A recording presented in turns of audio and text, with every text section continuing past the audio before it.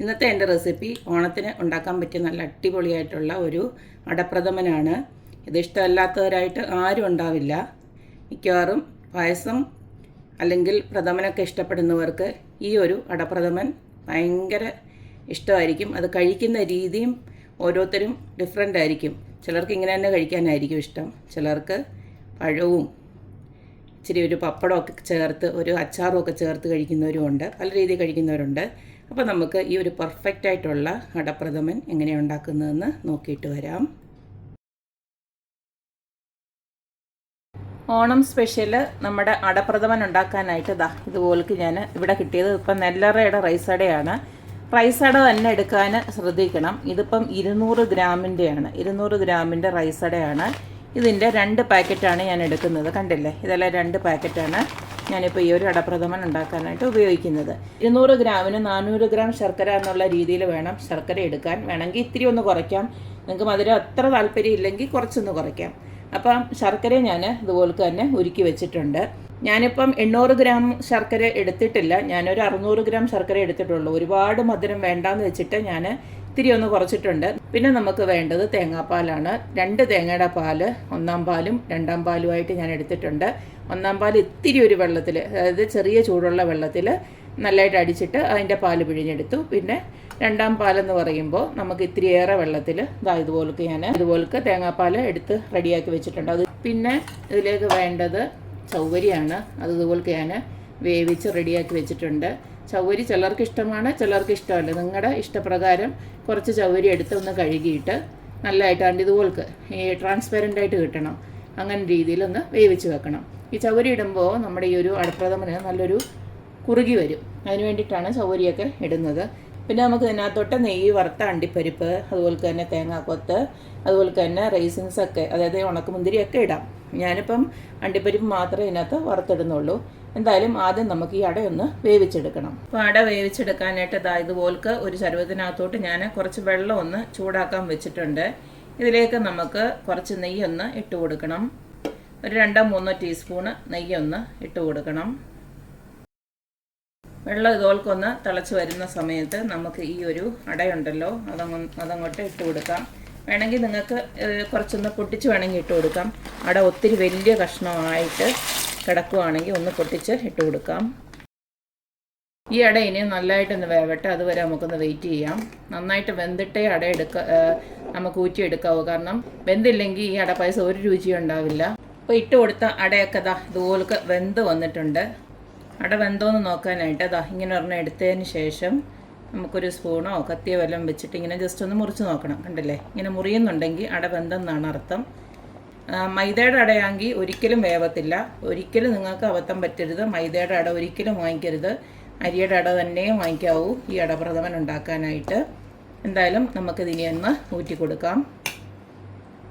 അപ്പോൾ ഇതുപോലൊരു കണ്ണോപ്പയ്ക്കകത്തോട്ട് നമുക്ക് ഈ ഒരു അടയുണ്ടല്ലോ അങ്ങോട്ട് ഊറ്റി ഒഴിക്കാം.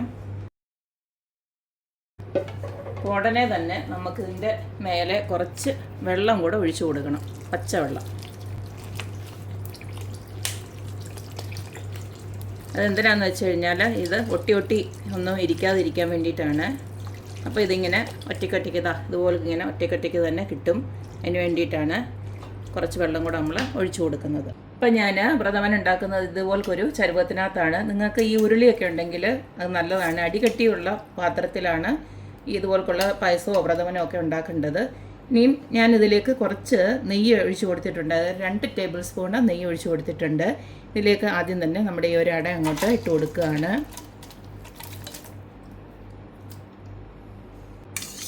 ഞാൻ നെയ്യ് ഒഴിച്ചു കൊടുത്തതിന് ശേഷം ഞാൻ സ്റ്റൗ ഓഫ് ചെയ്തിട്ടുണ്ട്. ഇനിയും നമുക്ക് ഓണാക്കി കൊടുക്കാം, കാരണം അല്ലെങ്കിൽ നെയ്യ് അങ്ങ് കരിയും.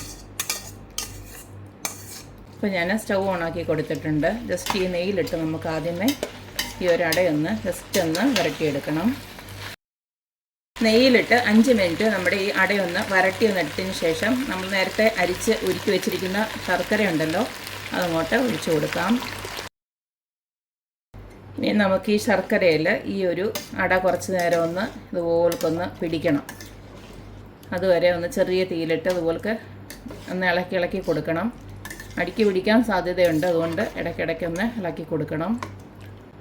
അത് ചെറുതായിട്ടൊന്ന് വറ്റി വരണം നമ്മുടെ ഈ ഒരു ശർക്കര. അപ്പോഴത്തേക്ക് നമ്മുടെ ഈ അടയിലും ഇതുപോലൊക്കെ ഈ ഒരു ശർക്കരയൊക്കെ അങ്ങ് പിടിച്ചോളും. അതുവരെ നമുക്കൊന്ന് വെയിറ്റ് ചെയ്യണം. ഒരു 10-20 മിനിറ്റ് കൊണ്ട് ഇതുപോലൊക്കൊന്ന് വറ്റി വന്നിട്ടുണ്ട്. കണ്ടില്ലേ, ഇത്രയും ഉണ്ടായിരുന്നു, ഇപ്പോൾ ഇത്രയായി, ഒന്ന് വറ്റി വന്നിട്ടുണ്ട്. ഇപ്പോൾ ശർക്കരയൊക്കെ നമ്മുടെ ആ ഒരു അടയിൽ നല്ലതായിട്ട് പിടിച്ചിട്ടുണ്ട്. ഈ സമയത്ത് നമുക്ക് നേരത്തെ ആ വേവിച്ച് വെച്ചിരിക്കുന്ന ചവ്വരി ഉണ്ടല്ലോ, അതങ്ങോട്ട് ഇട്ട് കൊടുക്കാം. ചവ്വരി ഇട്ട് കൊടുത്ത് ഒരു 5 മിനിറ്റ് കഴിയുമ്പോൾ നമുക്കിനി രണ്ടാം പാലുണ്ടല്ലോ അതുകൂടെ അങ്ങോട്ട് ഒഴിച്ചു കൊടുക്കാം. ഈ രണ്ടാം പാൽ ഒഴിച്ചതിന് ശേഷം ഇതെല്ലാം ഒന്നുകൂടെ ഒന്ന് വറ്റി വരട്ടെ. അതിന് ശേഷം നമുക്ക് ഒന്നാം പാൽ ഒഴിക്കാം. അപ്പോൾ ഇത് ഇടയ്ക്കിടയ്ക്ക് ഒന്ന് ഇളക്കി കൊടുത്തേച്ചാൽ മതി. നമ്മളിട്ട് കൊടുത്ത തേങ്ങാപ്പാൽ ചെറുതായിട്ടൊന്ന് വറ്റി വന്നിട്ടുണ്ട്. ഈ സമയം നമുക്ക് കുറച്ച് നെയ്യ് ഇതിനകത്തോട്ടൊന്ന് ഇട്ട് കൊടുക്കാം. നെയ്യുടെ അളവൊക്കെ നിങ്ങളുടെ ഇഷ്ടത്തിന് ഇട്ട് കൊടുത്താൽ മതി. ഞാനിപ്പോൾ 2-3 ടീസ്പൂൺ ഇട്ട് കൊടുക്കുന്നുള്ളൂ. ഇനി നമുക്ക് ഇതിനകത്തോട്ട് ഇട്ട് കൊടുക്കാനുള്ളത് കുറച്ച് ഏലക്കാപ്പൊടിയും അതുപോലെ തന്നെ ചുക്കുപൊടിയുമാണ്. ഞാനിപ്പോൾ ഒരു 3 ടീസ്പൂണ് ഏലക്കാപ്പൊടി ഇട്ട് കൊടുക്കുന്നുണ്ട്. ഏലക്കയും പഞ്ചസാരയോടെ ചേർത്ത് പൊടിച്ചാണ്, അതുകൊണ്ടാണ് ഞാൻ ഇത്ര ഇട്ട് കൊടുക്കുന്നത്.